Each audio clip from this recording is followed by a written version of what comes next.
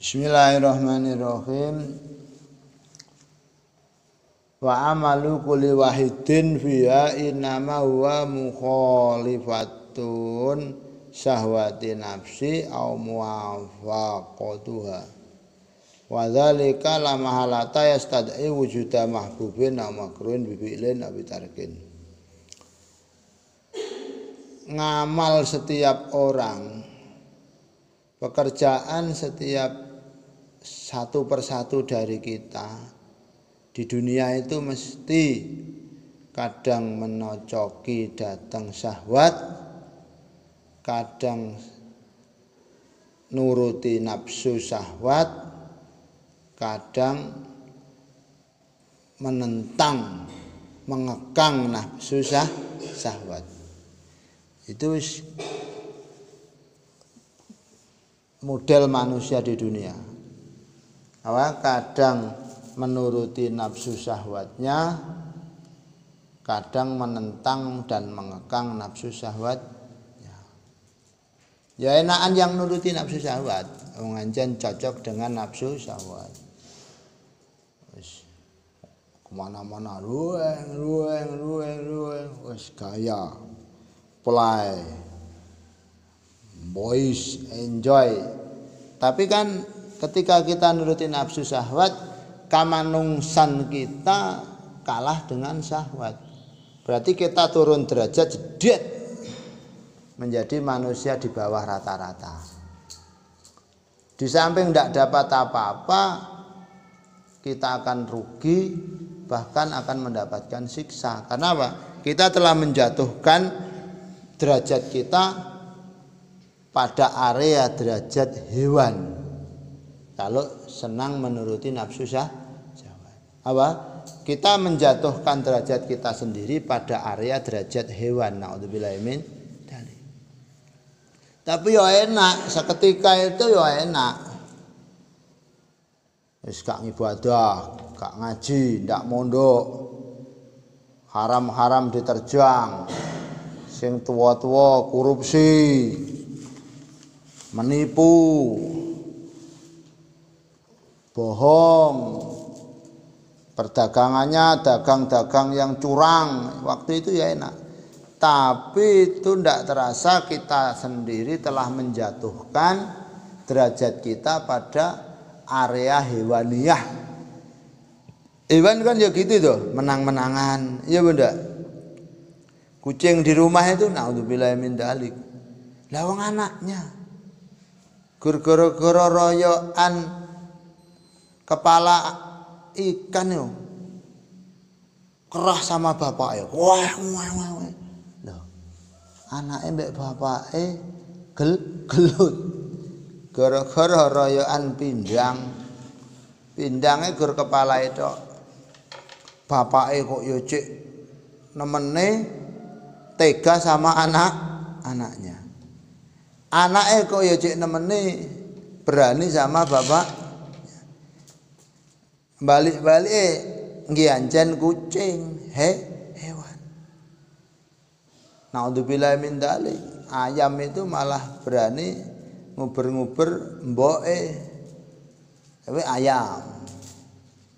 Makanya orang kalau sudah menjatuhkan dirinya pada derajat hewaniyah, menang-menangan, nuruti kesenangan, ndak tahu halal haram, korupsi, nipu, dusta, curang, berarti dia tidak lebih mulia daripada hewan, bahkan lebih hina daripada hewan. Hewan wajar, emang hewan tidak punya akal pikiran, tidak punya otak. Terus hewan tidak punya neraka, hewan tidak ada nerakanya. Tapi kalau manusia, dikasih otak. Iki baik, iki jelek, ini pantas, ini tidak pantas.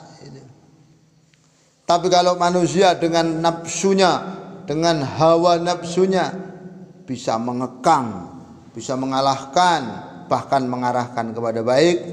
Waktunya jamaah, dia berani mengekang nafsu untuk dijak berjamaah. Bahkan dia datang awal, selalu menemani imam dalam bertakbiratul ihram. Dia pada baris awal jamaahnya. Malam dia mau bermunajat, berzikir kepada Allah, meminta maaf kepada Allah. Masya Allah. Kadang berlinangan air mata membayangkan salah-salahnya. Maka dia telah mengangkat derajatnya sendiri pada area malaikat. Kenapa? Malaikatul muqarrabin, yang punya derajat dekat pada Allah itu malaikat. Kok manusia mampu terus mengekang nafsunya, mendekatkan diri kepada Allah, maka dia telah mengangkat dirinya sendiri hakikatnya pada derajat malaikat. Bahkan dia lebih mulia daripada malaikat. Kenapa kok lebih mulia dari malaikat? Malaikat tidak punya nafsu. Malaikat tidak punya keinginan. Sujud ya sujud, tidak pengen makan, tidak pengen kencing, tidak kepengen beol, tidak kepengen belonjo. Biasa, tidak istimewa. Tapi kalau manusia pengen ke sana, pengen ke sana, pengen ke sana, kok bisa ngalah ke keinginannya? Itu manusia istimewa. Apalane sregep, padahal teman-temannya dolen, dia tetap apalan. Teman-temannya nganggur jagongan, dia tetap ibadah. Masya Allah. Teman-temannya banyak yang berani menipu, curang, dagangnya curang, jadi pejabatnya curang. Tapi ada pejabat yang jujur, pejabat yang adil, pedagang yang jujur. Wah, itu pedagang yang luar biasa, istimewa. Di atas rata-rata dia mengangkat derajatnya pedagang, mengangkat derajatnya pejabat bersama area para malaikat. Muga-muga saged nggih. Jadi kalahkan nafsu sahabat, kalahkan nafsu keinginan yang tidak baik. Kuatkan. Dan itu sudah manten. Wa dzalika la mahalata yastadimu jumahum bin aw makruhin, dan itu semuanya pasti akan menarik pada yang disenangi dan pada yang dibenci. Baik meninggalkan pun juga. Kadang kan ada hal yang menyenangkan tapi tidak baik, menggiurkan tapi dosa. Meninggalkan. Lah meninggalkannya ini juga berat, tidak disenangi. Meninggalkannya juga berat dan tidak disenangi. Ada yang pekerjaan baik tapi berat, baik tapi berat. Istiqomah jamaah berat. Wong pujiannya sih sekitar seperempat jam. Kok merumbar berani berangkat? Budal lewis. Siapa tahu sedang kayak budal terus qobliyah, pegang Al-Qur'an, baca Qur'an. Sedang kayak budal, qobliyah, baca tasrif, wiritan, hafalan. Itu namanya fi'lin, pekerjaan yang berat dilakukan. Tapi baiknya luar biasa. Lek iso ngono ya ndang ketok hasil. Ndak terasa tibake ngalim, ndak terasa tibake berhasil. Ternyata kalau sudah berhasil, Masya Allah, beratnya dulu ketika melakukan, beratnya meninggalkan jelek, tidak ada apa-apanya, tidak imbang sama sekali ketika dibanding nikmat yang diberikan oleh Allah. Saya dulu nyapu-nyapu di pondok berat, tukang bersihin WC, tukang bersihin jeding, kemudian diisi, nyikat, berat, temane guyon, temane bal-balan, saya bersihin WC, nyikat, ya berat. Tapi ternyata alhamdulillah Allah memberikan barokah, tidak ada apa-apanya, capek-capek, resik-resik itu. Faman wa min daruriyatid dunya wujudanul makarih wal masyak fiha fataqul aqdar bisa dzalika aidon fasilud dunya umurun wahmiyatun inqadat tibaun nas.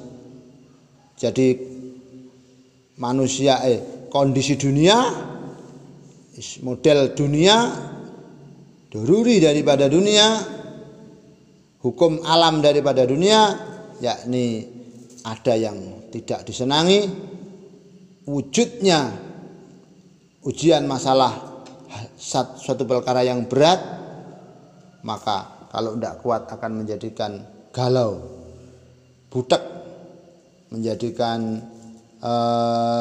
panik. Itu dunia itu panik. Tapi kalau kita sampai terpancing, kita sampai bimbang, terpengaruh, kita khawatir salah, kita panik, hati kita gelap, kita tidak bisa mengambil hikmah, bahkan kita kadang sampai terjerambab melakukan dosa. Naudzubillahi min dzalik.